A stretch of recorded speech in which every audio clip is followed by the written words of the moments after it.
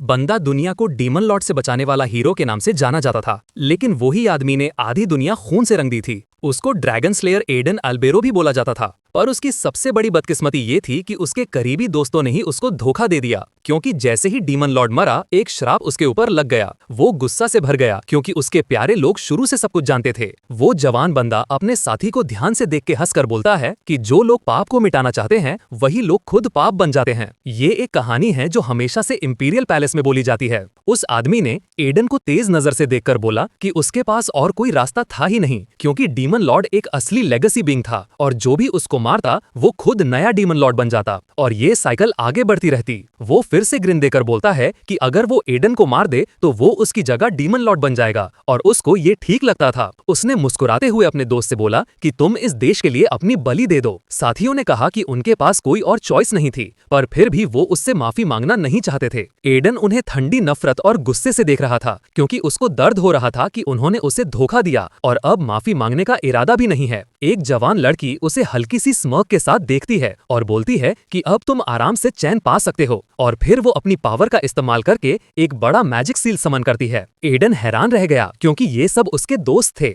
वो उनको हमेशा अपने सच्चे साथी मानता था। वो जानता था कि ये उसके अपने लोग हैं, पर अब उसको समझ आ गया कि सब झूठ था। एडन होपलेसनेस के अंधेरे गड्ढे में डूब गया, और उसी वक्त उसको लगने लगा कि इस जगह हमेशा के लिए रहने से बेहतर है कि वो मर जाए। उसका शरीर धीरे धीरे गहरे अंधेरे में डूबने लगा। उसको महसूस हुआ कि वो एक लंबे, खत्म ना होने वाले नीचे गिरने के चक्कर में फंस गया है। पहले उसको लगा ये बस एक अनंत गिरावट है, पर थोड़ी देर बाद उसने भारी सांस लेकर सोचा कि काश ये सब लोग बिल्कुल तबाह हो जाएं। उसी पल जवान लोग हिल गए, क्योंकि उनको बिल्कुल उम्मीद नहीं थी कि उनके मास्टर जाग जाएंगे। वो लड़का बिल्कुल कंफ्यूज्ड हो गया। ये समझ ही नहीं आया कि वो कहाँ है और क्या हो रहा है, क्योंकि उसके सामने एक मैडम थी जो रोते हुए उसको देख रही थी, और उसका पति खुशी से चिल्ला रहा था कि उनका बेटा जाग गया। वो लड़का और शॉक हो गया, क्योंकि उसको समझ नहीं आया कि कौन सा बेटा और क्या चल रहा है। उसी वक्त वो उठकर सबको देखकर पूछता है कि तुम लोग कौन हो। मैडम एकदम से घबरा गई। उसने बोला कि बेटा तुम कई दिनों तक सो रहे थे, इसलिए थोड़ा कंफ्यूज हो।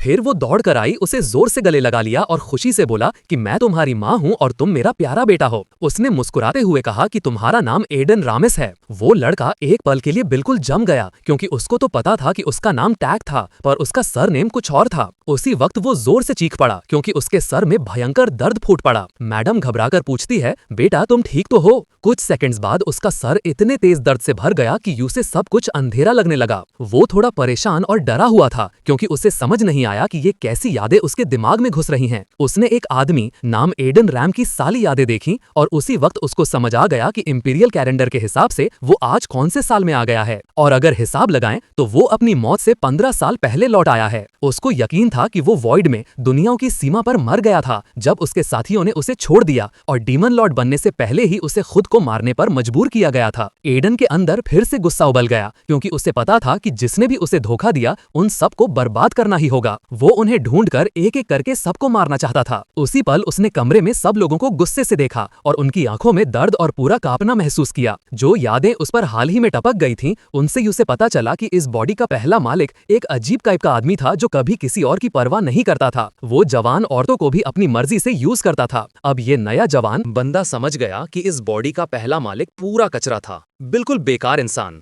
उसको समझ ही नहीं आ रहा था कि वो इतनी घटिया बॉडी में कैसे आ गया। उसे याद आया कि पहला वाला बंदा बहुत ज्यादा दारू पीकर गिरा हुआ था, और जमीन पर बहुत देर तक पड़ा रहा, और बारिश में भीग भी गया था। एडन को अच्छी तरह पता था कि अगर वो ड्यूक का बेटा ना होता तो लोग उसे कब का मार मार कर खत्म कर देते। थोड़ी देर बाद वो आईने में अपनी नई शक्ल को घूर कर देख रहा था।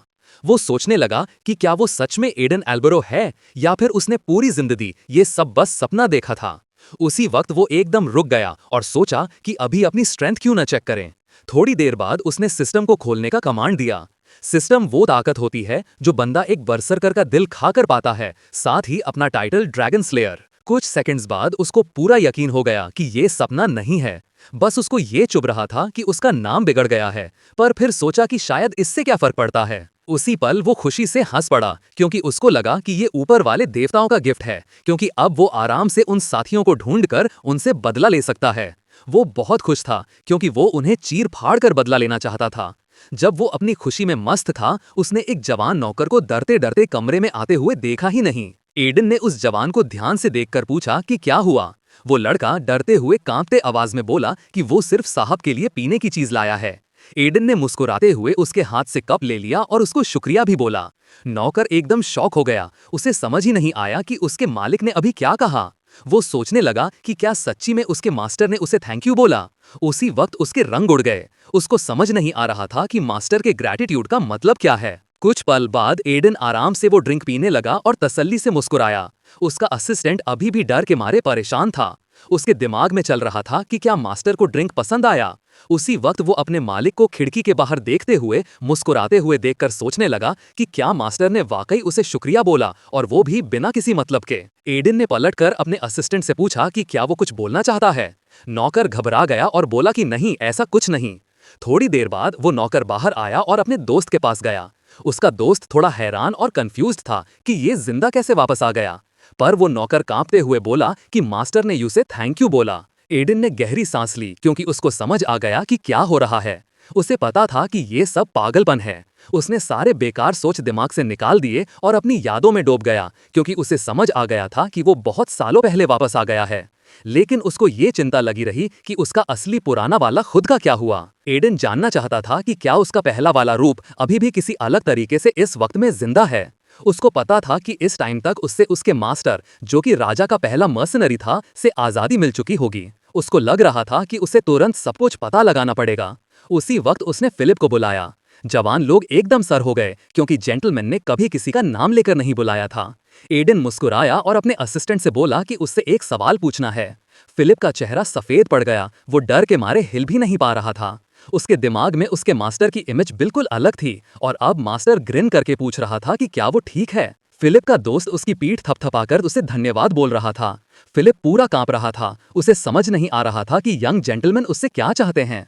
उसका दिल आंसुओं से भरा हुआ था क्योंकि उसको पता ही नहीं लग रहा था कि आज मास्टर को क्या हो गया है। कुछ मिनट बाद उनकी बातचीत के दौरान फिलिप ने जेंटलमैन को हैरानी से देखकर पूछा कि क्या वो वाकई राजा क्या मर्सनरीज दे।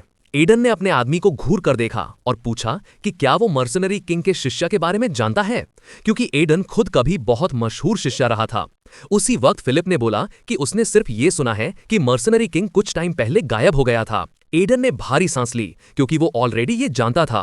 फिलिप ने घबराकर अपने मास्टर को देखा और बोला कि उसने कभी नहीं सुना कि मर्सनरी किंग का कोई शिष्य भी था। एडन शॉक में जम गया, सोचने लगा कि इसका मतलब क्या है कि उसका कोई स्टूडेंट ही नहीं। उसे समझ नहीं आ रहा था वो इस जगह क्या कर रहा है।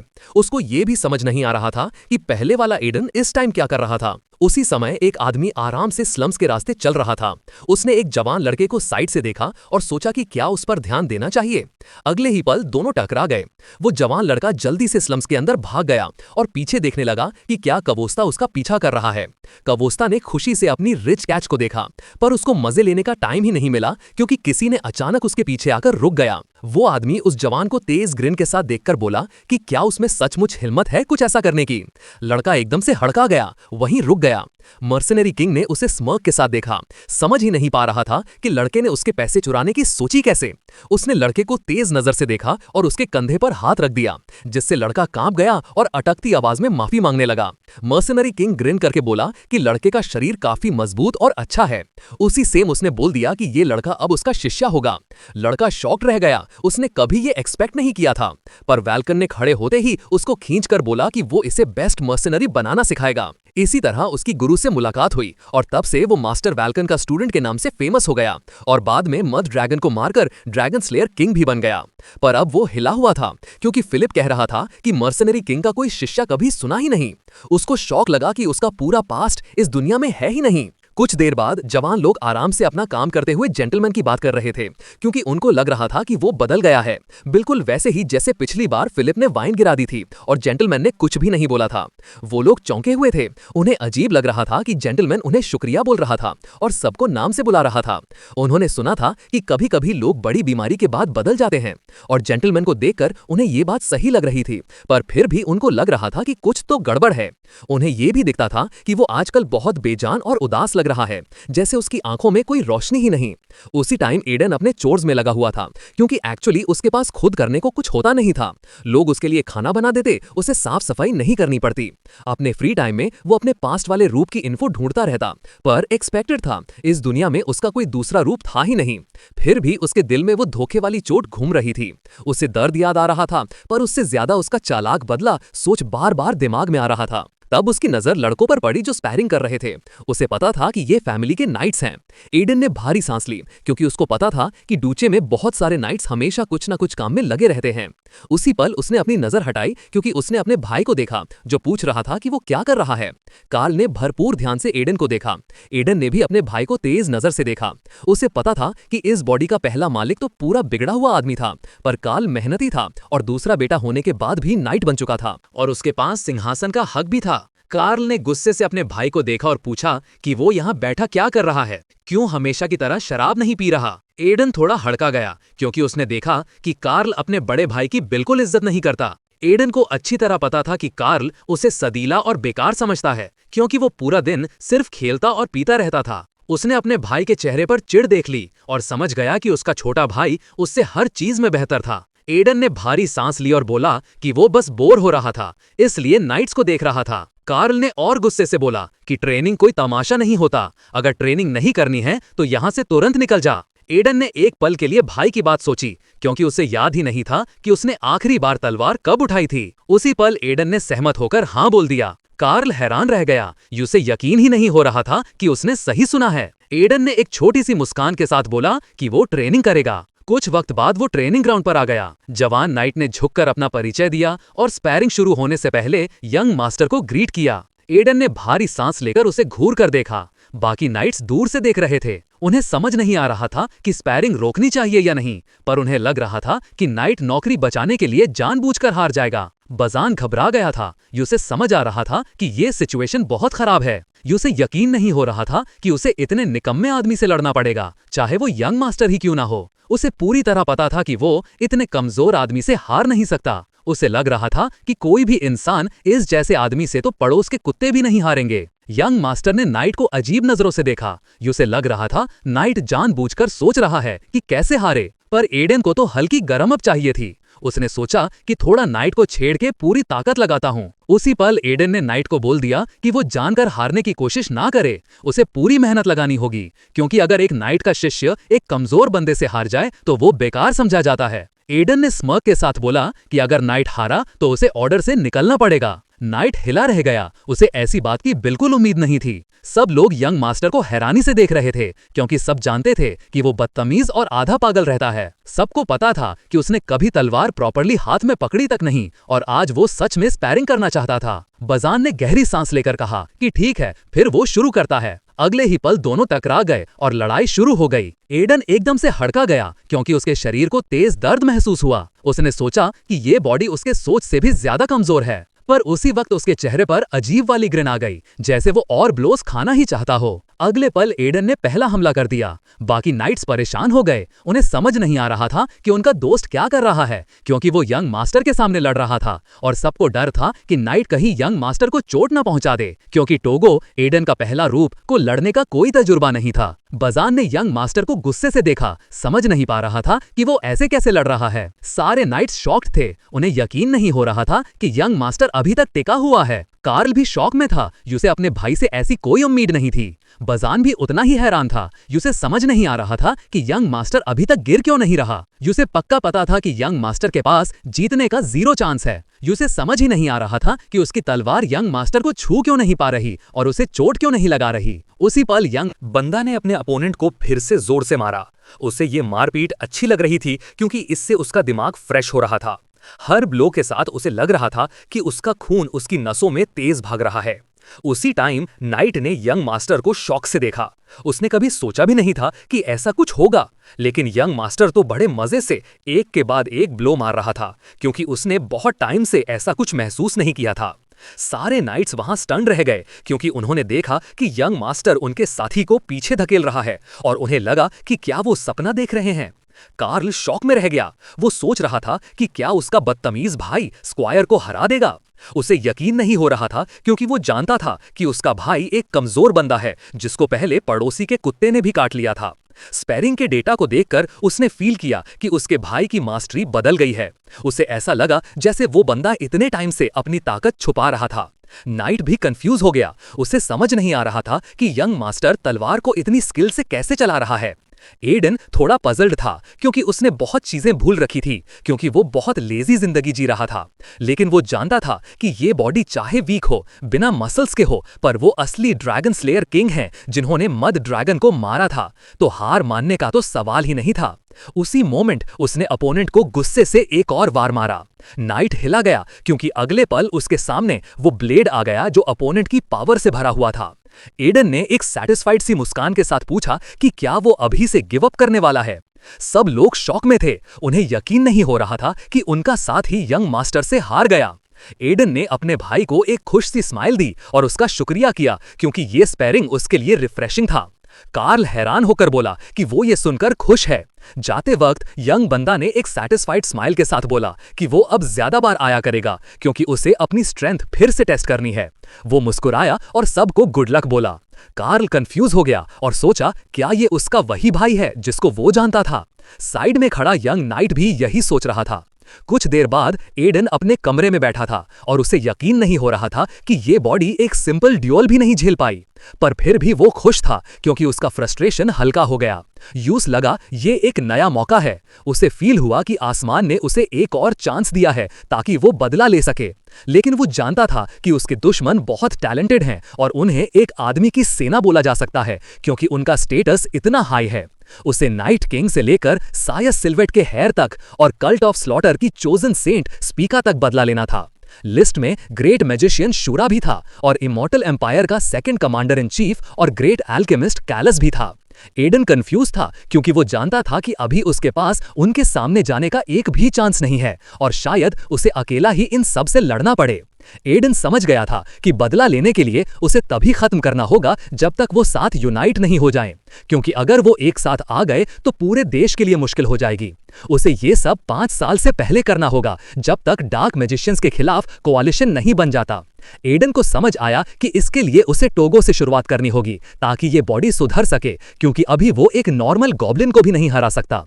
तो उसने एक तरीका सोचा जो इस इम्पॉसिबल काम में उसकी मदद करेगा। कुछ देर बाद उसने एक लिस्ट अपने असिस्टेंट को दी और वो असिस्टेंट स्टन हो गया। उसने बंदे को शौक से देखा और पूछा कि क्या वो सच में लिस्ट में लिखी सब चीजें खरीदना चाहता है। फिलिप ने थक कर अपने मास्टर को देखा और बोला कि रीसेंट टाइम में मास्टर बहुत शांत था पर उसे समझ नहीं आ रहा था कि मास्टर इस बार क्या करने वाला है। यंग बंदा मुस्कुराया और अपने सबऑर्डिनेट से पूछा कि क्या कोई बंदा ने पूछा कि क्या लिस्ट में कुछ गलत है। फिलिप ने पूरी लिस्ट देखकर बोला कि इसमें बहुत महंगी इंग्रेडिएंट्स लिखी हुई हैं। वो शॉक हो गया क्योंकि लिस्ट में ट्रोल के मल से बनी हर्ब, हेल फ्लावर, डिस्पेयर का फूल, स्लीप वॉकिंग फ्लावर्स और बाकी सारे पॉइजनस पौधे लिखे थे। यंग मास्टर ने गहरी सांस ली क्योंकि अगर वो फिलिप को सब रीजन भी समझा दे तब भी फिलिप डाउट करेगा और उसके पास इसका कोई इलाज नहीं था। एडन ने सोचा कि शायद इस बॉडी के असली ओनर ने पहले भी ऐसा कुछ किया होगा। उसने अपने असिस्टेंट को ध्यान से देखा और हल्की सी ग्रिन के साथ बोला कि नॉलेज बहुत डेंजरस होती है, पर लग रहा था कि वो इस डेंजर से बिल्कुल खुश है। उसने बंदे को जिसको वो ग्रिन के साथ घूर रहा था पूछा कि अगर वो सब कुछ बता दे तो क्या वो उसके साथ खेल करेगा। उसने बोला बहुत मजा आएगा। एडन ने एक तेज सी ग्रिन के साथ बोला कि वो बोर हो गया था क्योंकि पिछले कुछ दिन वो बहुत शांत रहा था तो सोचा थोड़ा पुराने वाले दिन याद कर लें। फिलिप डर के मारे हिल गया और उसकी पूरी लाइफ उसकी आंखों के सामने फ्लैश हो गई। उसी मोमेंट वो बिजली की स्पीड से उड़ा और चिल्लाकर बोला कि उसे कोई प्रॉब्लम नहीं है और वो सब चीजें अभी के अभी लाएगा। एडन ने सांस ली क्योंकि वो जानता था कि इस लाइफ में उसे हर चीज का इस्तेमाल करना पड़ेगा। पहले वाली जिंदगी में वो कभी ये सब नहीं सोचता, पर अब जब वो एक ड्यूक का बेटा था जो पैसे उड़ाता रहता था तो बात ही अलग थी। वो पहले ही एक स्वॉर्ड मास्टर के लेवल का मॉर्टल बाउंड्री ट्रांसेंडेंट बॉडी एक्सपीरियंस कर चुका था, इसलिए वो इस लेवल तक दूसरों से ज्यादा तेज पहुंच सकता था। 1 महीने और आधे के बाद उसने अपनी हेल्थ और बॉडी को काफी इंप्रूव कर लिया। एक थका देने वाली ट्रेनिंग के बाद उसने साइड से फिलिप को देखा और बोला कि एक माना पोशन लेकर आओ। फिलिप दौड़ता हुआ आया और पोशन उसके मास्टर को दे दिया। एडन ने गहरी सांस ली पर तुरंत पोषण पीना शुरू कर दिया। एडन अपनी बॉडी को ट्रेनिंग से लिमिट तक तोड़ता, फिर माना पोषण से उसे रिकवर करता। ये तोड़ने और जोड़ने का तरीका था। वो जानता था कि एक पोषण का प्राइस एक आम आदमी की पूरे महीने की जिंदगी जैसा होता है, पर ड्यूक का बेटा होने की वजह से ये तरीका पॉसिबल था। उसी वक्त उसने अपने सर्वेंट को एक शिकारी जैसे ग्रिन के साथ पूछा कि वो चीजें कहाँ हैं जो उसने पहले मंगवाई थीं। फिलिप घबरा गया और बोला कि सब कुछ उसके कमरे में रख दिया है। वो पूछना चाहता था कि मास्टर उन इंग्रेडिएंट्स का क्या करने वाला है, पर जैसे ही उसे याद आया कि मास्टर कभी भी अपने पुराने दिनों में वापस जा सकता है, उसका पूछने का मन तुरंत मर गया। उसकी क्यूरियोसिटी बिल्कुल खत्म हो गई और अब वो बस चुपचाप मास्टर के कहने पर चल रहा था। कुछ देर बाद यंग बंदा सारी पॉइजनस प्लांट्स को देख रहा था जो फिलिप लाया था। देखकर उसे समझ आ गया कि फिलिप ने लिस्ट में लिखे सारे जहरीले पौधे खरीद लिए थे। उसने गहरी सांस ली क्योंकि उसने कभी नहीं सोचा था कि वो ये वाला तरीका यूज करेगा, पर उसके पास कोई और रास्ता भी नहीं था। उसे याद आई वो थ्योरी जो उसके पुराने साथी और दुश्मनों ने मिलकर बनाई थी। थ्योरी ये थी कि जब पॉइजन बॉडी को तोड़ रहा होता है तब बॉडी अपनी पूरी ताकत लगाकर सर्वाइव करने की कोशिश करती है और इस चक्कर में उसकी हिडन पोटेंशियल बाहर आ जाती है। उसने पॉइजनस फ्लावर को कंफ्यूज्ड फेस से देखा क्योंकि वो जानता था कि ये खूबसूरत सा फूल उसे आसानी से मार सकता है, पर साथ ही उसे पता था कि उसने एक हाई क्वालिटी होली पोशन खरीद रखा है तो सब ठीक हो जाएगा। वो जानता था कि वो ये एक्सपेरिमेंट सरवाइव कर लेगा क्योंकि वो पहले भी मौत को हरा चुका था। उसी मोमेंट उसने हिम्मत जुटाई और गाली देते हुए जहरीला फूल खा लिया। एक पल बाद उसने एलेक्सर पिया और जोर से जमीन पर गिर गया क्योंकि उसके पूरे जिस्म में बहुत तेज और जलती हुई दर्द दौड़ रही थी। एडन बहुत पजल्ड था क्योंकि वो जानता था कि ये ट्रिक उसे बार बार करनी पड़ेगी, पर कुछ पल बाद उसने महसूस किया कि उसकी माना फ्लो पहले से काफी स्मूथ हो गई है। उसने गहरी सांस ली क्योंकि उसे समझ आ गया था कि उसके साथी लोग एडन को समझ आ गया कि उसके दुश्मन और उसकी पिछली जिंदगी के लोग सही थे। उसी वक्त उसने एक आवाज सुनी जो उसे पहले से पता थी, जो उसे मजाक उड़ाते हुए पूछ रही थी कि मजा आया। साथ ही उसने उसे ड्रैगन स्लेयर किंग भी बुलाया। एडन शॉक में जम गया, गुस्से में पलट कर देखा क्योंकि उसे समझ ही नहीं आ रहा था कि वो यहाँ क्यों है। एडन गुस्से से भर गया क्योंकि वो आवाज वो कभी भूल नहीं सकता था चाहे जितनी कोशिश करे। तभी फिलिप उसके कमरे में दबादब घुस आया और पूछने लगा कि क्या हुआ। वो यंग बंदे को देखकर शॉक्ड था। एडन पलट कर बोला कि बाहर जाओ। फिलिप घबरा गया और बोला कि उसने बहुत जोर की आवाज सुनी थी। एडन ने गुस्से से उसकी तरफ देखा और पूछा कि क्या वो चाहता है कि वो बात दोबारा कहे। उसने जोर से चिल्लाकर बोला कि अभी के अभी बाहर निकल जाओ। फिलिप डर के मारे सिर झुकाकर बाहर चला गया। एडन गुस्से से जल रहा था क्योंकि उसने एकदम क्लियर वो आवाज सुनी थी। उसे पता था कि ये कोई भ्रम नहीं है। वो गुस्से से फट रहा था क्योंकि ये आवाज उसका असली नाम जानती थी, पर उसे ये समझ नहीं आ रहा था कि ये यहाँ कैसे आ गई। तभी वो आवाज हंस पड़ी और बोला कि उसने उसे पकड़ लिया। फिर उसने एक बुरी सी स्माइल के साथ बोला कि काफी टाइम हो गया मिलते हुए, ड्रैगन स्लेयर किंग एडन आल्बरो। एडन शॉक में जम गया, पर वो ओवरलॉर्ड उसका मजाक ही उड़ाता रहा। एडन गुस्से में पूछने लगा ये क्यों आया है। उसने चिल्लाकर बोला कि उसने तो अपनी आंखों से इसकी मौत देखी थी। ओवरलॉर्ड ने ग्रिन के साथ बोला लगता है उसे उसकी बहुत याद आई। उसने बोला कि उसे अफसोस है कि उसका फिजिकल बॉडी नहीं है, इसलिए एडन उसे देख नहीं सकता। एडन ने गहरी सांस ली। उसे समझ नहीं आ रहा था कि बिना बॉडी के वो बात कैसे कर सकता है। उसी पल ओवरलॉर्ड ने ग्रिन के साथ बोला कि लगता है एडन सब कुछ भूल गया क्योंकि वो तब मरा था जब वो रूलर बना। एडन शॉक में रह गया। उसने कभी ऐसा सुनने की उम्मीद नहीं की थी। उसने पजल्ड होकर पूछा कि इसका मतलब क्या है। अपना गुस्सा दबाते हुए एडन ने पूछा कि क्या वो अब रूलर बन चुका है। ओवरलॉर्ड ने बोला कि बात आधी सही आधी गलत है क्योंकि जब वो मरा तो उसने अपनी सोल यंग बंदे के बॉडी में डाल दी और पहले उसका प्लान था कि वो यंग बंदे का बॉडी कब्जा करके खुद वापस जिंदा हो जाए, पर एडन ने ग्रिन के साथ बोला कि उसकी सुसाइड ने उस पावरफुल ओवरलॉर्ड का प्लान फेल कर दिया। एडन थोड़ी देर सोचा और पूछा कि क्या इसका मतलब ये है कि उसकी सोल अभी उसके अंदर ही है। ओवरलॉर्ड ने लंबी सांस ली और बोला हाँ ऐसे भी कह सकते हो। एडन ने तुरंत पूछा कि क्या उसे इस सोल को मार देना चाहिए, क्या उसे अपने बॉडी में होली पावर डालकर इसे खत्म करना चाहिए। ओवरलॉर्ड घबरा गया और बोला कि उसकी बात ध्यान से सुने, पर एडन पूछ रहा था कि क्या ये सिर्फ तभी होगा जब दोनों साथ मर जाएंगे। ओवरलॉर्ड ने किंग किलर पर चिल्लाकर बोला कि वो बिल्कुल वैसा नहीं रहा जैसे पहले था। एडन ने पजल्ड होकर पूछा कि अब वो कैसा है, क्योंकि उसके लिए तो वो हमेशा एक पागल और पागलपन केओस को प्यार करने वाला क्रिएचर था। ओवरलॉर्ड ने गहरी सांस लेकर बोला कि जो मैडनेस और केओस एडन ने देखा था वो उसका था ही नहीं, बल्कि एक डीमन गॉड के कनेक्शन की वजह से था और खुशकिस्मती से वो कनेक्शन टूट गया था जब वो वॉइड में फंस गया था। एडन को अब समझ आया कि वो अब पहले वाला पागल ओवरलॉर्ड नहीं लग रहा था। पहले तो वो एक साइको था जो नॉर्मल बात भी नहीं कर सकता था। उसी वक्त एडन ने बोला कि वो डीमन गॉड के बारे में पहली बार सुन रहा है। ओवरलॉर्ड ने बताया कि डीमन गॉड, जिसे ओरिजिनल सिन भी बोला जाता है, एक शुद्ध बुराई का प्राणी है जिसे दूसरे गॉड्स भी डरते हैं। उसने ये भी बोला कि पहले वो एक ऐसा प्राणी था जो डीमन गॉड की मर्जी पूरी करने के लिए श्रापित था। एडन ने सांस ली और बोला कि ठीक है वो समझता है, पर पूछा कि क्या ये पूरी सिचुएशन उसके प्लान का हिस्सा है। ओवरलॉर्ड ने हैरानी से पूछा कि कौन सी सिचुएशन। यंग बंदे ने गहरी सांस ली और बोला कि वो 15 साल पीछे लौट आया है बॉडी पे कब्जा करने करने के लिए, और उसने जिस बॉडी को कैप्चर किया, एडन रीस वो जानना चाहता था कि ये सब ओवरलॉर्ड का काम है या नहीं। उसने थोड़ा सोचा और बोला कि हाँ, थोड़ा बहुत उसकी गलती भी है। ओवरलॉर्ड ने बोला कि जब वो उस बंदे के बॉडी में आया था तब उसने ट्राई किया था अपनी ड्रैगन माना यूज करके टाइम पीछे ले जाने का। बंदा एकदम शॉक हो गया क्योंकि उसको पता ही नहीं था कि ऐसी कोई चीज पॉसिबल भी होती है। ओवरलॉर्ड ने उसको बताया कि ड्रैगन्स को गॉड्स ने अपने एजेंट्स की तरह क्रिएट किया था और वो दुनिया के कानून तक तोड़ मोड़ सकते थे। अपनी ड्रैगन माना से वो आराम से ऐसी चीज कर सकते थे, ये कोई इम्पॉसिबल काम नहीं था। बंदा कंफ्यूज्ड होकर पूछा कि फिर उसने पहले वॉइड से भागने के लिए ये पावर क्यों नहीं यूज की, बस टाइम क्यों पीछे ले गया। उसने थोड़ा भारी सांस ली और बोला कि वो बस अचानक से थक गया था और थोड़ा आराम करना चाहता था। बंदा गुस्से से फट पड़ता है और उस पर चिल्ला कर बोलता है कि भाग के मत जाना। एक और महीना गुजर गया और ओवरलॉर्ड बहुत कम उससे बात करता था, पर बंदा ट्रेनिंग फुल डेडिकेशन से करता रहा। वो अपने दिमाग में प्लानिंग कर रहा था कि आगे क्या करना है। तभी उसने देखा कि उसका बेटा स्केयरक्रो को काट सकता है। उसको समझ आ गया कि ये ट्रेनिंग मेथड सच में काम कर रहा है, और ये भी कि सिर्फ ये स्टफ्ड स्केयरक्रोज अब काफी नहीं होंगे। तभी उसकी नजर मेरी तरफ गई क्योंकि उसने नाइट्स को देखा। उसने उन जवानों को एक डेंजरस सी स्माइल दी क्योंकि उसको लग गया कि ये लोग अब उसके नए ट्रेनिंग के डॉल्स बनेंगे। उसी वक्त ओवरलॉर्ड ने बोला कि बंदा असल में हीरोज की साइड से ज्यादा उनकी साइड का लगता है।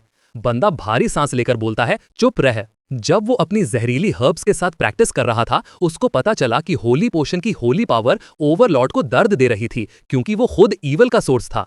एडन ने एक छोटी सी बॉटल खोली एक तेज स्माइल के साथ और अपने पास वाले को बोला कि संभल के रहना। तभी उसकी नजर एक आदमी पर पड़ी। वो बहुत फेमिलियर लग रहा था पर याद नहीं आ रहा था कि कहां देखा।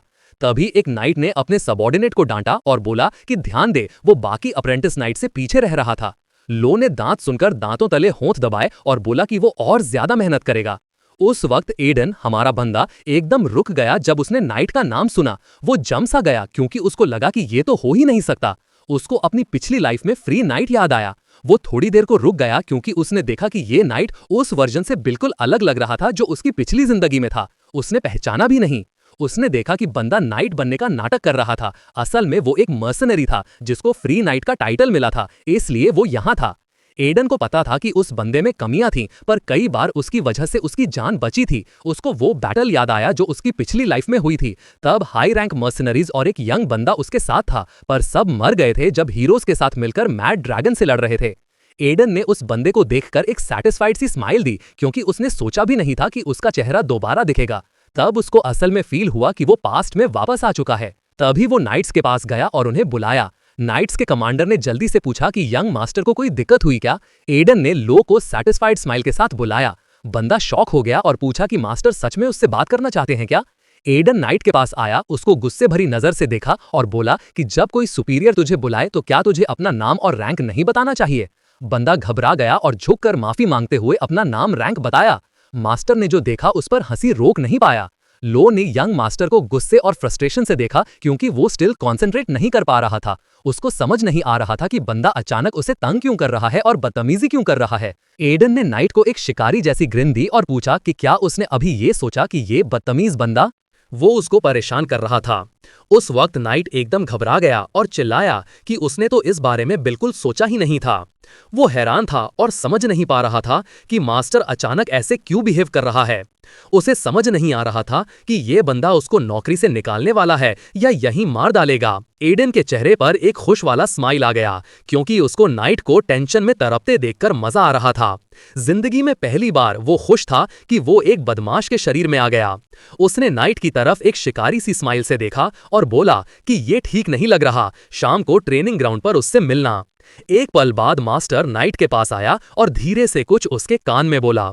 लो शॉक में जम सा गया और मास्टर को हैरानी से देखने लगा, पर वो बस एक आखिरी स्मग देकर निकल गया। वो एक सैटिस्फाइड स्माइल के साथ चला गया और नाइट के चेहरे पर सिर्फ उलझन रह गई। एडन को पूरी तरह पता था कि ये मुलाकात किस्मत थी और नाइट के प्रति अपनी जिम्मेदारी को देखते हुए वो उसे एक छोटा सा गिफ्ट देना चाहता था। कुछ देर बाद शाम हो गई और मास्टर ट्रेनिंग ग्राउंड पर नाइट का शांति से इंतजार कर रहा था। वो चुप बैठा था जब उसको नाइट की प्रेजेंस महसूस हुई। नाइट डर से कांप रहा था और हकलाते हुए पूछा कि बंदे ने उसके सीक्रेट के बारे में कैसे पता कर लिया। पर उसी वक्त वो छोटे बच्चे की तरह रो पड़ा और पूछने लगा कि क्या बंदा उसका हाथ सच में ठीक कर सकता है। अपनी पिछली जिंदगी में दोनों टैवर्न में मस्ती से वक्त बिताते थे। लो मुस्कुराकर अपने दोस्त वदीम से कहता था कि वो अभी भी उस बारे में सोचता रहता है, एक ऐसी इच्छा जो वो पिछली जिंदगी में पूरी नहीं कर पाया, क्योंकि आखिर में वो वैसा ही बन गया जैसा आज है। उसने डिसाइड किया था कि ये उसका आखिरी कर्ज चुकाने का वक्त है।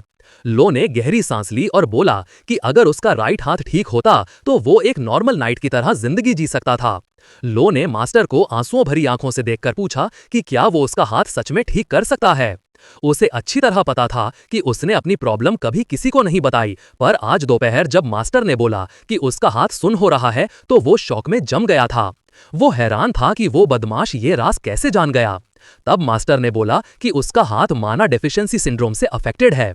नाइट हैरान रह गया क्योंकि वो जानता था कि ये बीमारी माना चैनल्स में होने वाली प्रॉब्लम्स को बोलते हैं। अब उसे समझ आया कि हाथ क्यों सुन रहता है, लेकिन एक बड़ी दिक्कत थी, ये बीमारी लाइलाज थी। एडन ने गहरी सांस ली और बोला कि लोग कहते हैं कि ये बीमारी ठीक नहीं हो सकती। नाइट घबरा गया और पूछा कि पर बंदे ने तो कहा था कि वो क्योर कर सकता है।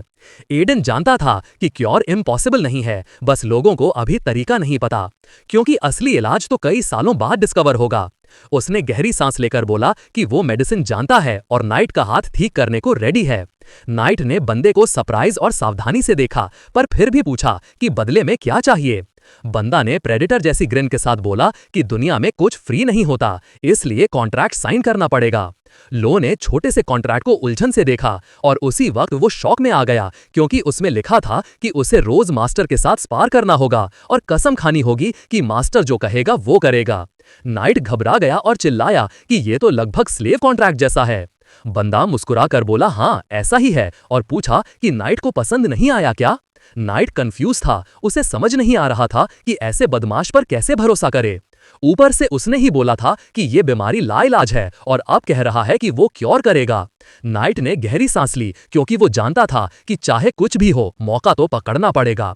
उसने बंदे से हल्की सी स्माइल करते हुए बोला कि उसके पास कोई चॉइस ही नहीं, इसलिए वो कॉन्ट्रैक्ट एक्सेप्ट करता है। एडन ने नाइट को खुशी भरी ग्रिन से देखा, क्योंकि वो सोच भी नहीं सकता था कि एक दिन आएगा जब वो उसको अपना स्लेव बना लेगा। उसको एक एक्साइटिंग सा मोमेंट महसूस हो रहा था, और बोनस के तौर पर और उसके हाथ को ठीक करने का रिवॉर्ड लेते हुए वो उस चीज को भी लेने का इरादा रखता था। उसे पता था कि ये सिचुएशन बहुत डेंजरस है। उसी वक्त रूलर ने ग्रिन के साथ बोला कि बंदा उनकी साइड पर होना चाहिए, क्योंकि वो बिल्कुल हीरो जैसा नहीं लगता। कुछ दिन बाद वो लोग एक छोटी सी जगह पर आए। नाइट थोड़ा कंफ्यूज था और पूछा कि बंदा श्योर है क्या कि यही वो जगह है। एडन ने गहरी सांस लेकर पूछा कि क्या नाइट को उस पर शक है। नाइट तुरंत घबरा गया और चिल्लाया कि ऐसी बात बिल्कुल नहीं है। कुछ मिनट बाद कोचमैन ने बता दिया कि वो लोग अपने डेस्टिनेशन पर पहुंच गए हैं। एडन धीरे से कैरेज से उतर गया और अपने नाइट को पीछे आने को बोला। नाइट डरा हुआ था, क्योंकि उसे यकीन नहीं था कि ऐसी अजीब सी जगह पर उसके हाथ का इलाज मिल जाएगा। कुछ ही देर में वो एक छोटे पर थोड़े अंधेरे टाइप घर के पास पहुंचे। उसी वक्त वो थोड़ा हिल गए, क्योंकि उन्होंने फार्मेसी के दरवाजे पर एक अजीब सा बोर्ड लगा देखा। बोर्ड पर लिखा था कि ये फार्मेसी कोई क्लिनिक नहीं है, इसलिए लोग यहाँ आना बंद करें, और ये लोग कोई ड्रग्स नहीं बनाते, तो ड्रग एडिक्ट्स यहाँ से चले जाएं। एडन को पता था कि उसका दोस्त यू भी पहले यहाँ अपनी बीमारी का इलाज ढूंढने आया था, और शायद कोई और भी माना डेफिशिएंसी सिंड्रोम का क्योर ढूंढने की कोशिश करता होगा, पर अफसोस कुछ नहीं मिला। फिर भी उसने उम्मीद नहीं छोड़ी और पूरी कॉन्फिडेंस के साथ बिल्डिंग में घुस गया। बंदा आसपास देखने लगा और नोटिस किया कि बिल्डिंग में कोई नहीं था, पर उसी वक्त वो रुक गया और मास्टर से पूछा कि उस पेंटिंग में क्या बना हुआ लगता है। एडन पेंटिंग देखकर बोला कि ये फिलोसोफर स्टोन है, और ये एक अंधविश्वास जैसा है जिसमें मजिशियंस और अल्केमिस्ट्स एक इमेजिनरी चीज पर यकीन करते थे जो गॉड के डोमेन में दखल देती थी। कुछ लोग तो ये तक कहते थे कि ये मरे हुए इंसान को वापस जिंदा कर सकती है। वो जानता था कि ये बात बहुत बेकार सी लगती है, पर कुछ लोग इस पर सच में विश्वास करते थे, और क्योंकि वो डेथ और टाइम के डिवाइन रम्स को पार कर चुका था, ये चीज थ्योरेटिकली पॉसिबल भी लगती थी। तभी वो लोग एक खौफनाक आवाज सुनकर एकदम घबरा गए। मैडम थोड़ी हैरान थी, क्योंकि बहुत कम आम लोगों को ये कहानी पता होती है। उसने नोटिस किया कि उसका मेहमान काफी नॉलेजेबल लग रहा था। एडन ने गहरी सांस लेकर बोला कि उसने इसके बारे में सुना हुआ है। लेडी ने ग्रिन के साथ कहा कि काफी टाइम से उसके पास कोई इंटरेस्टिंग विजिटर नहीं आया था। उसने ये भी बोला कि वो लोग कोई बिजनेस नहीं करते। तब एडन ने अपने नाइट को थोड़ी देर बाहर जाने को बोला। एडन ने मैडम से कहा कि सीधी बात करें, और उसने उसका नाम लेकर बात की। लेडी हैरान हो गई कि वो उसका नाम जानता है। एडन ने टाइम वेस्ट किए बिना बताया कि उसका नाइट माना डेफिशिएंसी सिंड्रोम से परेशान है, उसे पता था कि लेडी को इस बीमारी में खास इंटरेस्ट है और वो बीस्ट काइंड एल्केमिस्ट भी है। लेडी शॉक हो गई क्योंकि उसको उम्मीद नहीं थी कि कोई ऐसा इतना कुछ जानता होगा, पर उसने ग्रिन के साथ पूछा कि वो उसके बारे में कितना जानता है, और उसने एडन को एक घटिया बंदा भी बोला। एडन ने उस लड़की को ध्यान से देखकर कहा कि उसके नाइट की तरह वो भी माना डेफिशिएंसी सिंड्रोम से जूझ रही है। कैसी हैरान रह गई क्योंकि उसे समझ नहीं आ रहा था कि ये सब इन्फो उसको कैसे पता चली। एडन ने कहा कि उसके सिम्टम्स नॉर्मल से ज्यादा स्ट्रांग हैं और इस हर्ब के पतन के बिना उसकी कंडीशन सिर्फ वर्स होती जाएगी। उसे पता था कि नाइट की कंडीशन बस हाथ तक रुकी हुई है, लेकिन लड़की का केस अलग है। उसकी बीमारी उसके पूरे ऑर्गन्स तक फैल चुकी थी और वो बहुत बीमार थी। वो गहरी सांस लेकर बोली कि बंदा ज्यादा नहीं जानता, पर एक बात में वो गलत है। उसने बोला कि हाँ, वो क्योर ढूंढ रही थी, पर जब तक उसको कोई मेथड नहीं मिलता, इसका मतलब ये है कि वो नाइट का हाथ क्योर नहीं कर सकती और उसे इस बात का बहुत अफसोस है। एडन ने उस लड़की को देखकर बोला कि अगर वो उसके नाइट का हाथ क्योर कर दे तो वो उसकी प्रोटेक्शन करेगा और उसके रिसर्च को अपनी टेरिटरी में सपोर्ट करेगा। लड़की ने उसे तसल्ली दी क्योंकि वो सुन नहीं रहा था और फिर एक बार कहा कि वो नाइट का हाथ क्योर नहीं कर सकती। उसी वक्त बंदा ने एक छोटा सा पार्चमेंट जिसमें कुछ जानकारी लिखी थी टेबल पर रखा और लड़की से बोला कि वो पढ़े। लड़की ने गहरी सांस ली पर फिर भी पढ़ लिया, पर जैसे ही उसने इन्फो पढ़ी वो एकदम शॉक हो गई। एडन ने उसको आराम से देखते हुए बोला कि उसने उसको मोनो सिंड्रोम का मेडिसिन दे दिया है। उसकी पिछली जिंदगी वाले दोस्त ने उसे बार बार इसके बारे में बताया था, इसलिए उसको रेसिपी याद थी पर परफेक्ट नहीं याद थी। इसी वजह से वो लड़की को ढूंढ रहा था क्योंकि उसके पास नॉलेज थी और उसे कोई चाहिए था जो अधूरी इन्फो से भी समझ सके। फिर एडन मुस्कुराकर पूछा कि क्या उनका इलाज सच में हो सकता है। उसी मोमेंट लड़की के पूरे शरीर में एक झटका सा आया, पर यह खुशी का था। कैसी मुस्कुराकर बंदे से बोली कि उसे सिर्फ आधा महीना दे दे। उसे यकीन ही नहीं हो रहा था कि ऐसा मेथड सच में एग्जिस्ट करता है। उसी वक्त बंदे ने उससे बोला कि उसके रिसोर्सेज से ये इंग्रेडिएंट्स लाना मुश्किल होगा। लड़की ने तीखी नजर से उसे देखा और बोला कि अगर उसने ये बात छेड़ी है तो मतलब वो बदले में कुछ चाहता है। एडन मुस्कुराकर बोला कि वो उससे एक रिंग चाहता है। लड़की हैरान हो गई और पूछा कि क्या उसको सिर्फ एक रिंग चाहिए, वो भी एक औरत का रिंग। उसने कहा कि यह बहुत बदतमीजी है। एडन ने गहरी सांस लेकर बोला कि मजाक बंद करें क्योंकि वो उस रिंग की असली कीमत और यूज जानता है। लड़की ने भी गहरी सांस ली और बोला कि तो फिर बंदा जानता होगा कि ये रिंग उसके लिए कितनी इंपॉर्टेंट है। ये स्पीड का रिंग था और दूसरा रीजन ये था कि बंदा उस आर्टिफैक्ट को लेने आया था जो फिजिकल स्पीड को कई गुना बढ़ा देता है। ये चीज अचानक अटैक, फाइट से भागने और सरप्राइज मूव्स के काम आती थी। इसी आर्टिफैक्ट की वजह से ही लो अपनी पिछली जिंदगी में सिर्फ एक हाथ होते हुए भी बहुत हाई रैंक तक पहुंच पाया था। ऐसी चीज एक लड़की जैसे बीस्ट काइंड के लिए उसकी सबसे बड़ी प्रोटेक्शन होती। एडन ने लड़की को ध्यान से देखकर बोला कि अगर वो ड्यूक के घर आ जाए तो वो उसकी प्रोटेक्शन करेगा और फिर उसे ऐसे आर्टिफैक्ट की जरूरत नहीं पड़ेगी। उसने सीधा पूछा कि लड़की इस अग्रीमेंट के बारे में क्या सोचती है। कैसी थोड़ा शर्माकर मुस्कुराई और बोली कि उसे कोई प्रॉब्लम नहीं, बस उसको अपनी रिसर्च कंटिन्यू करने दी जाए। पर फिर थोड़ी उलझन से पूछा कि क्या बंदा श्योर है कि वो ऐसा करना चाहता है, क्योंकि फिर लोग अफवाह उड़ा देंगे कि बंदा एक फीमेल ह्यूमन ट्रैपर को ड्यूक के घर ले आया। एडन मुस्कुराकर बोला कि उसकी ऑलरेडी बदनाम इमेज है एक नोबल बदमाश की, तो लोग कुछ भी बोले उसको फर्क नहीं पड़ता। लड़की कुछ पल के लिए रुक गई और यूसे हैरानी से देखती रही, पर फिर हल्की सी सॉफ्ट स्माइल के साथ बोली कि बंदा फिर भी एक इंटरेस्टिंग इंसान है। उसने धीरे से रिंग उसके हाथ में रखा और पूछा कि क्या वो यूसे खाना और रूम देगा। एडन मुस्कुराकर बोला कि वो यूसे बहुत चीजें देगा, पर उसको अभी भी उसका ट्रस्ट कमाना होगा। कुछ देर बाद वो लोग ड्यूक के मैंशन पहुंच गए। पहले तो एडन को अजीब लगता था, पर अब ये जगह उसे अपने घर जैसी लगती थी। तभी वो शॉक हो गया क्योंकि उसने फिलिप को पूरी स्पीड से उसकी तरफ भागते देखा। एडन ने यूसे हैरानी से पूछा कि क्या हुआ। फिलिप बहुत परेशान था और चिल्लाया कि बात बहुत अर्जेंट है। एडन ने उसको घबराहट से देखकर पूछा कि क्या मैटर है। तभी फिलिप चिल्लाया कि बंदा कार मॉन्स्टर माउंटेन पर गायब हो गया है। एडन एकदम स्टन्ड रह गया क्योंकि उसने ऐसा कुछ एक्सपेक्ट नहीं किया था। फिलिप ने बताया कि कुछ दिन पहले एक मैसेज आया था कि कोई आदमी मॉन्स्टर माउंटेन पर मिसिंग हो गया है। तो बंदा कार्ल तुरंत तैयार हुआ, इन्वेस्टिगेशन टीम बनाई और जर्नी पर निकल गया, पर अभी तक वापस नहीं आया। एडन जानता था कि मॉन्स्टर माउंटेन पर सिर्फ छोटे मॉन्स्टर्स होते हैं। उसने अपने आदमी को घूर कर पूछा कि सर्च पार्टी के साथ क्या प्रॉब्लम हुई। फिलिप ने गहरी सांस लेकर बोला कि सर्च पार्टी जल्दी ही माउंटेन की तरफ निकलने वाली थी। एडन बिल्कुल कंफ्यूज हो गया क्योंकि उसे समझ आ गया कि अगर उसका भाई गायब हो गया तो उसको ड्यूकल घर का वारिस बनना पड़ेगा। वो गुस्से से भर गया क्योंकि उसे लगा कि अगर ऐसा हुआ तो उसके सारे प्लान्स बिगड़ जाएंगे और उसकी बदले की पूरी योजना फेल हो जाएगी। यूसे समझ आ गया कि उसे तुरंत अपने भाई को बचाना पड़ेगा। उसने तुरंत अपने आदमी को देखा और बोला कि उसे भी सर्च टीम के साथ जाना होगा, तो वो अपनी गर्लफ्रेंड को तुरंत उसके कमरे तक छोड़ आए। फिलिप सुनकर हैरान रह गया और बिल्कुल कंफ्यूज था। उसी वक्त बंदे ने उस लड़की की तरफ देखा और बोला कि उसकी एक छोटी सी रिक्वेस्ट है। लड़की हैरान हो गई और पूछा कि उसे क्या चाहिए। फिलिप भी लड़की को देखकर शॉक था क्योंकि वो एक औरत थी और साथ ही बीस्ट मैन भी। कुछ देर बाद ड्यूक अपने बेटे से मिला। ड्यूक ने अपने बेटे को हैरानी से देखा और पूछा कि क्या वो सच में सर्च टीम में जाना चाहता है। बंदा अपने बाप को सीधा देखकर बोला कि हाँ, वो बिल्कुल जाना चाहता है। पर उसी वक्त उसके बाप ने उसे सीधा मना कर दिया। बंदा शॉक हो गया, उसे समझ ही नहीं आया कि ड्यूक ने ऐसा क्यों मना कर दिया। ड्यूक ने गुस्से और चिंता से बोला कि उसका एक बेटा और 2 डजन नाइट्स एक साथ गायब हुए हैं और ये कोई नॉर्मल मिसिंग का केस नहीं है। वो दूसरे बेटे को इतनी खतरनाक जगह नहीं भेज सकता। उस वक्त बंदा रो पड़ता है और रोता हुआ बोलता है कि वो बंदा उसका भाई है और अगर उसके साथ कुछ हो गया तो वो अपने आप को कभी माफ नहीं करेगा। ड्यूक ये देखकर हिल जाता है, उसे बिल्कुल उम्मीद नहीं थी कि उसका बेटा इतना टूट जाएगा। बंदा और ज्यादा रो पड़ता है क्योंकि उसे पता था कि अगर उसके भाई को कुछ हुआ तो उसके पूरे प्लान जिंदगी भर के लिए खत्म हो जाएंगे। डीमन लॉर्ड अपने दोस्त से बोलता है कि ये सब थोड़ा घिनौना लग रहा है, पर बंदा गुस्से में उससे बोलता है कि चुप हो जा, अभी लड़ने का टाइम नहीं है। ड्यूक आंसुओं के साथ अपने बेटे को जोर से गले लगा लेता है। उसे यकीन ही नहीं होता कि उसका बेटा अपने भाई की इतनी चिंता करता है। वो भारी सांस लेकर बोलता है कि ठीक है, वो परमिशन देता है और बंदा सर्च में जा सकता है, पर बहुत संभल कर। ड्यूक साइड में सर स्पायर को देखकर बोलता है कि वो सिर्फ उसी पर भरोसा करता है और उसे उम्मीद है कि वो उसके बेटे का ध्यान रखेगा। सर स्पायर ने ड्यूक को यकीन दिलाया कि वो अपनी पूरी जान लगा देगा। कुछ वक्त बाद सब लोग मॉन्स्टर माउंटेन की तरफ निकल पड़े। वाइस कैप्टन ने आसपास देखकर भारी सांस ली और बोला कि पिछली सर्च पार्टी पर अटैक हुआ लगता है क्योंकि उनके निशान धीरे धीरे गायब हो रहे हैं। पर उसी पल उसे एक ब्लेड मिली जो गॉब्लिन्स की थी। एडन ने थोड़ी देर सोचा क्योंकि हर चीज अजीब लग रही थी। उसे बिल्कुल यकीन नहीं आ रहा था कि गॉब्लिन्स ने नाइट्स और उसके भाई को हरा दिया होगा। वो जानता था कि लो लेवल मॉन्स्टर्स अपने निशान मिटा देते हैं और इसका एक ही मतलब था, यहाँ गॉब्लिन किंग हॉबगॉब्लिन का हाथ है। उसका दिमाग तुरंत समझ गया कि गॉब्लिन किंग आम गॉब्लिन से कहीं ज्यादा तेज और ताकतवर होता है, इसलिए ये सब अब मुमकिन लग रहा था। उसने वाइस कैप्टन को तुरंत ये बात बताई। आदमी शॉक हो गया क्योंकि उसे पता था कि वो खुद भी गॉब्लिन किंग से नहीं लड़ पाएगा और उन्हें वापस जाके तैयारी करनी चाहिए।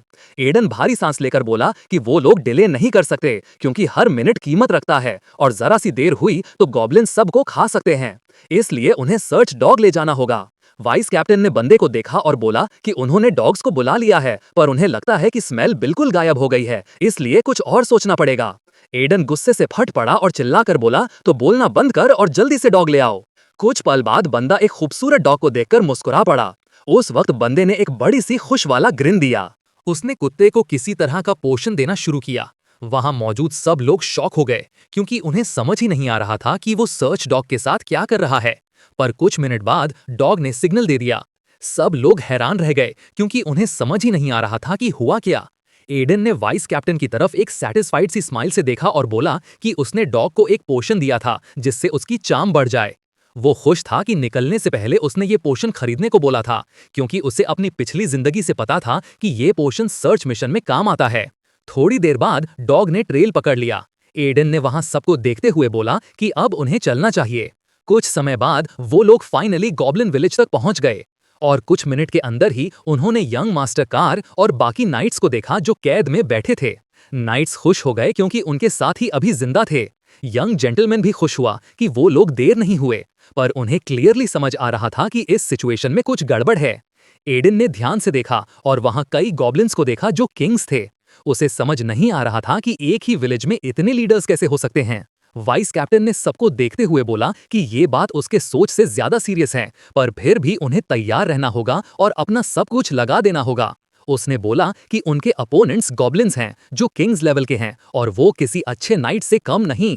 उस वक्त वाइस कैप्टन ने यंग जेंटलमैन की तरफ देखकर बोला कि लड़ाई के टाइम उसको हॉस्टेजेस को बचाकर उनके साथ भागना होगा। यंग जेंटलमैन ने नाइट की बात मान ली। वो हैरान था क्योंकि उसे यकीन नहीं हो रहा था कि इस गांव में इतने सारे लीडर्स कैसे हो सकते हैं, पर वो जानता था कि इतने नाइट्स के साथ वो लोग उन्हें संभाल लेंगे, उसके बिना भी। कुछ समय बाद वाइस कैप्टन ने अपने कॉमरेड्स को सिग्नल दिया और सब लोग तेज से बैटल में कूद पड़े। गॉब्लिन्स शॉक हो गए क्योंकि उन्हें बिल्कुल एक्सपेक्ट नहीं था कि कोई उन्हें एम्बुश करेगा। नाइट्स गुस्से से भर गए, उन्हें समझ नहीं आ रहा था कि गॉब्लिन्स ने हिम्मत कैसे की उनके यंग मास्टर को छूने की। उस टाइम वाइस कैप्टन ने चिल्लाकर बोला कि वो अभी के अभी सबको खत्म कर देगा और वो नंगी तलवार लेकर अपने अपोनेंट्स पर टूट पड़ा। प्रिजनर्स को सुकून मिला कि मदद आ गई है क्योंकि उन्होंने उम्मीद नहीं छोड़ी थी। एक पल बाद यंग जेंटलमैन केज के अंदर घुस आया और सब प्रिजनर्स से पूछा कि वो ठीक है या नहीं। कार्ल शॉक हो गया। उसने कभी एक्सपेक्ट नहीं किया था कि वो अपने भाई को ऐसे जगह देखेगा। एडन ने सबको एक तरफ से देखकर बोला कि नाइट्स सपोर्ट देंगे पर उन्हें जल्दी भागना होगा। उसे समझ आ गया कि उसको तुरंत निकलना पड़ेगा। तभी कार्ल डरा हुआ उसके पास आया और बोला कि उसे केयरफुल रहना होगा क्योंकि वहां मॉन्स्टर्स हैं। उसने अचानक चिल्लाते हुए बोला कि भाई के पीछे एक मॉन्स्टर है। एडन ने अपने भाई को हैरानी से देखा और आराम से पूछा कि क्या सच में उसके पीछे कोई मॉन्स्टर है। तभी एक बहुत तेज गरज सुनाई दी। नाइट्स शॉक हो गए क्योंकि मॉन्स्टर ने यंग लीडर पर अटैक कर दिया। पर यंग बंदा कूद कर पीछे हट गया, पर फिर भी वो हैरान था क्योंकि उसे लग रहा था कि उसने कोई बड़ी बात मिस कर दी है। उसे समझ नहीं आ रहा था कि यहाँ इतने किंग्स क्यों हैं। तभी उसे समझ आया कि इस विलेज में एक हायर रैंक का मॉन्स्टर है, यानी कि ह्यूमनॉइड डीमंस में सबसे खतरनाक मॉन्स्टर ट्रॉल। एडन ने अपने भाई को चिल्लाकर बोला कि विलेजर्स को लेकर पहले भाग जाओ। कार्ल शॉक में था। उसने चिल्लाकर बोला कि उसका अपोनेंट ट्रोल है और लड़ाई में वो मर सकता है। एडन ने हंसी के साथ बोला कि उसे पता है कि उसका अपोनेंट कौन है, पर वो मरने का कोई प्लान नहीं रखता क्योंकि वो अभी भी उसका बड़ा भाई है। कार्ल ने भाई को हैरानी से देखा पर कुछ बोला नहीं। तभी यंग जेंटलमैन प्रेनोस अपने अपोनेंट के साथ लड़ाई में कूद पड़ा। मॉन्स्टर गरजा और पीछे हटने का उसका कोई इरादा नहीं था। उसने गुस्से से अटैक किया पर यंग बंदा बच गया और उसी मोमेंट उसने मॉन्स्टर को बहुत ज्यादा सीरियस चोट लगाई। पर उसकी बदकिस्मती से यंग बंदे ने नोटिस किया कि कुछ पल बाद ही मॉन्स्टर का जख्म आसानी से ठीक हो गया। वो गुस्से से भर गया क्योंकि उसने देखा कि उसकी रीजेनरेटिव पावर इतनी ज्यादा मतलब बिल्कुल इनॉर्मस थी। और उसकी बदकिस्मती की बात यह थी कि वो अपनी नॉर्मल पावर से अपने अपोनेंट को हरा नहीं सकता था। उसे पता था कि आमतौर पर ऐसे ही होता है, पर उसके पास अपना एक खास ट्रम्प कार्ड भी था। एडन ने अपने अपोनेंट की तरफ एक शेरनी वाली ग्रिन से देखा क्योंकि उसे पता था कि ये फाइट काफी एक्साइटिंग होने वाली है। उस वक्त नाइट्स घबरा गए क्योंकि उन्हें समझ ही नहीं आ रहा था कि हो क्या रहा है और ट्रोल जैसी चीज यहाँ कैसे हो सकती है। स्पील ने यंग मास्टर को चिल्लाकर बोला क्योंकि वो एनिमी से खुद निपटना चाहता था। स्पील बहुत गुस्से में था क्योंकि उसे पता था कि गॉब्लिन किंग ही एक टफ अपोनेंट होता है और अब उनके सामने ट्रोल खड़ा था। उसकी उम्मीद थी कि मास्टर थोड़ी देर तक संभाल लेगा, फिर वो भागकर उसकी मदद करेगा। तभी ट्रोल यंग जेंटलमैन पर झपट्टा और बिल्कुल भी अपनी ताकत बचाकर नहीं चल रहा था। पर यंग आदमी आसानी से हर एक ब्लो से बच रहा था। उसने पहले ही अपनी नई गर्लफ्रेंड से रिंग मंगा ली थी, बस प्रिकॉशन के लिए, पर अब उसे समझ आ गया कि उसको ये रिंग यूज करनी पड़ेगी। एक पल बाद उसने रिंग ऑफ स्विफ्टनेस एक्टिवेट कर दी। उसे पता था कि इस जिंदगी में वो पिछली जिंदगी वाला लेवल तक नहीं पहुंचा, पर ऐसी रिंग के साथ वो अपने अपोनेंट को संभाल सकता था। उसने गुस्से से लगातार ब्लोज बरसा दिए। एडन ने बिल्कुल रहम नहीं किया और बिजली की तरह स्पीड से एक के बाद एक पंच और स्लैश मार रहा था और मॉन्स्टर सिर्फ गरज कर जवाब देता था। यंग मास्टर ने सिर्फ अपने एनिमी के अंदर का गुस्सा और भड़का दिया था। पर कुछ ही सेकंड्स बाद उसने स्वॉर्ड ऑरा स्टेज क्रॉस कर ली और एक ऐसी जबरदस्त स्ट्राइक मारी कि उसने अपने अपोनेंट का सर अलग कर दिया। उस मोमेंट नाइट्स के वाइस कैप्टन ने आसपास देखा और समझा कि इस साइड कोई एनिमी नहीं बचा, तो उसने चिल्लाकर बोला कि यंग मास्टर की हेल्प करो। पर कुछ पल बाद वो सब शॉक हो गए क्योंकि उन्होंने यंग मास्टर को हवा में तैरते देखा और उसके पीछे नीली एनर्जी चमक रही थी। वो सब हिल गए क्योंकि उन्हें पता था कि ऐसी चीज होना मुमकिन नहीं। नाइट शॉक हो गया क्योंकि उसने देखा कि यंग मास्टर स्वॉर्ड ऑरा की उस स्टेज में घुस गया है जो वो खुद भी मास्टर नहीं कर पाया। पर कुछ सेकंड्स बाद यंग मास्टर एक पेड़ पर लैंड हो गया। उसने गहरी सांस ली क्योंकि उसका पूरा जिस्म दर्द से कांप रहा था। एडन हैरान था क्योंकि उसने सिर्फ कुछ ही सेकंड्स के लिए स्वॉर्ड ऑरा यूज की थी और उसका बॉडी अपने आप हिल भी नहीं रहा था। अब उसे समझ आ गया कि रिंग यूज करते वक्त बहुत ज्यादा संभलना पड़ेगा, पर साथ ही ये भी समझ गया कि बैटल में ये रिंग सच में काफी इफेक्टिव थी। अगले दिन ड्यूक ने अपने सबऑर्डिनेट्स की रिपोर्ट सुनी और समझा कि बहुत लोग परेशान और इंजर्ड हुए हैं। उसने भारी सांस ली और नाइट को देखकर बोला कि वो इंश्योर करे कि मरने या इंजर्ड होने वालों के परिवार को जितना हो सके उतना कॉम्पेंसेशन दिया जाए। पर उसी वक्त उसने नाइट को सरप्राइज से देखा और पूछा कि क्या उसके बेटे के साथ सच में ये सब हुआ। वो हैरान रह गया। उसे यकीन नहीं हो रहा था कि उसका बड़ा बेटा ट्रोल को हरा पाया। वाइस कैप्टन ने बोला कि सब कुछ सच है और वो और बाकी सारे नाइट्स इस दृश्य के गवाह हैं। ड्यूक शॉक में था क्योंकि उसका बेटा ना सिर्फ स्वॉर्ड ऑरा यूज कर रहा था बल्कि ट्रोल को भी हरा दिया। उसे यकीन ही नहीं हो रहा था कि ये वही बेटा है जिसे वो जानता था। उस रात यंग जेंटलमैन चुपचाप अपने कमरे में बैठा ऑरा फैला रहा था। उसने महसूस किया कि चाहे एक पल के लिए सही, पर उसने स्वॉर्ड ऑरा को अपनी तलवार पर यूज किया था और फिर उसे लगा कि उसकी माना रिजर्व्स बढ़ रही हैं। पर इस बार उसने कुछ और समझा कि वो अभी भी बहुत कमजोर है। वो गुस्से से भर गया क्योंकि उसे समझ आ गया था कि उसे जल्दी से जल्दी स्ट्रांग बनना पड़ेगा ताकि वो अपने अपोनेंट्स को कुचल सके। तभी डीमन लॉर्ड ने यंग बंदे को ग्रिन करके बोला कि उसे उसकी डिटर्मिनेशन बहुत पसंद आई। एडन हैरान रह गया क्योंकि उसे समझ ही नहीं आ रहा था कि वो कहां से आ गया। डीमन लॉर्ड ने हंसकर बोला कि वो वही लॉर्ड है, पर उस मोमेंट यंग आदमी खुद को रोक नहीं पाया और जोर जोर से हंस पड़ा क्योंकि लॉर्ड का अपीयरेंस बहुत क्यूट सा लग रहा था। डीमन लॉर्ड गुस्से से फट पड़ा और चिल्लाकर बोला कि हंसना बंद करो, पर यंग बंदा फिर भी बंदा अपने आप को रोक ही नहीं पाया और जोर जोर से हंस पड़ा। वो अपनी इमोशंस कंट्रोल ही नहीं कर पाया क्योंकि इतने डरावने डीमन लॉर्ड को देखकर भी उसे हंसी आ रही थी। डीमन लॉर्ड गुस्से से फट पड़ा और चिल्लाकर बोला कि ये सब उसकी गलती है क्योंकि बंदा बहुत कमजोर है। एडन हंसते हुए उससे पूछता है कि मास्टर को कैसा लगा उसका परफॉर्मेंस। डीमन लॉर्ड ने बोला कि सिर्फ बंदा ही उसे देख सकता है क्योंकि वो दोनों एक ही हैं और जैसे ही बंदा स्ट्रांग हुआ तभी वो सामने आ पाया। एडन हैरान होकर पूछता है कि क्या वो अब सच में उसे देख सकता है क्योंकि उसे ये सब बिल्कुल पसंद नहीं। डीमन लॉर्ड ने उसे सरप्राइज से देखा और बोला कि क्या ये अपने सेवियर के लिए बदतमीजी नहीं। एडन ने बोला कि उसने पहले ही बताया था कि ओवरलॉर्ड एक कर्स था जो डीमन गॉड की तरफ से आया था और वो इस कर्स से आजाद तब हुआ जब डीमन गॉड से कनेक्शन टूट गया, तो उसके हिसाब से वो ओवरलॉर्ड का असली नाम जानना चाहता था। डीमन लॉर्ड ने भारी सांस ली और उदास होकर बोला कि उसका नाम बहुत पहले खो गया था, इसलिए अब वो बस ऐसे ही मौजूद है। एडन ने उसे ध्यान से देखा और बोला कि अब से उसका नाम कर्स होगा। डीमन लॉर्ड हैरान रह गया क्योंकि ये नाम बिल्कुल सूट नहीं करता था। एडन ने बोला कि ये सब सही है क्योंकि वो एक कर्स था जो उस पर रखा गया था, तो नाम भी कर्स ही होगा। डीमन लॉर्ड ने भारी सांस ली और बोला कि ये बहुत स्टूपिड है। एडन ने भी भारी सांस ली और कैजुअल तरीके से ओवरलॉर्ड को बोल दिया कि मुंह बंद रखो और बाद में फिर यू से कर्स बुला दिया। एक हफ्ते बाद बंदा अपनी नई गर्लफ्रेंड के पास आया। रूम में आते ही वो मुस्कुराकर पूछता है कि ट्रीटमेंट कैसा चल रहा है। वो हंसकर बोली कि क्या वो सच में मिलने आया है और साथ ही उसे मिस्टर ट्रोल बुला दिया। एडन हैरान था क्योंकि लोग उसे ट्रोल लॉर्ड इसलिए बोलते थे क्योंकि उसने ट्रोल को मारा था, पर उसे पता था कि ये लड़की ये कहना चाहती है कि वो ट्रोल जैसा लगता है। उसे ये बिल्कुल पसंद नहीं आया। तब उसने मुस्कुराकर पूछा कि उसका नाइट कहाँ है। लड़की ने भी मुस्कुराकर बोला कि वो अंदर है। कुछ पल बाद बंदा उस रूम में गया जहां उसका नाइट था। लो उसकी तरफ मुड़कर देखता है और उसकी आंखों से आंसू बह रहे थे। वो खुशी से रो रहा था क्योंकि उसने देखा कि उसका हाथ फिर से हिल रहा है, पर साथ ही उसका पूरा शरीर कांप रहा था। उसने बोला कि उसका हाथ बिल्कुल ठीक हो गया। उसी वक्त वो अपने घुटनों पर गिर गया और आंसुओं में डूबते हुए मास्टर का शुक्रिया करने लगा क्योंकि मास्टर ने उसकी बीमारी पहचानी और उसे क्योर किया। उसने मास्टर को घूर कर देखा और बोला कि चाहे वो एक छोटा सा इंसान ही क्यों ना हो, पर वो अपनी जिंदगी की कसम खाकर बोलेगा कि अब उसकी पूरी जिंदगी मास्टर को समर्पित है। एडन ने नाइट को एक सैटिस्फाइड ग्रिन से देखा क्योंकि उसे पता था कि सब कुछ सही डायरेक्शन में जा रहा है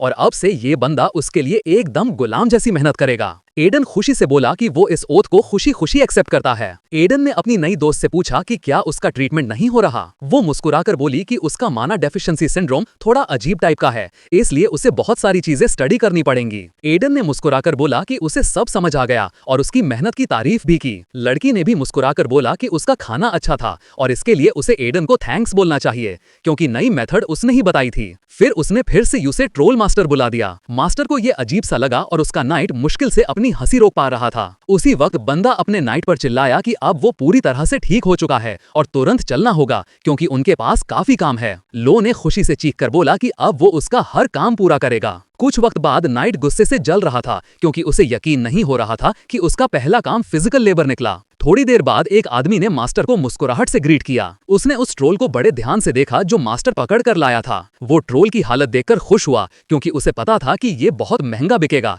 क्योंकि ऐसा सामान बहुत रेयर होता है। एडन ने आदमी से बोला कि ट्रोल बेचने से जो पैसे मिलेंगे वो उस खास सामान को खरीदने में यूज करेगा।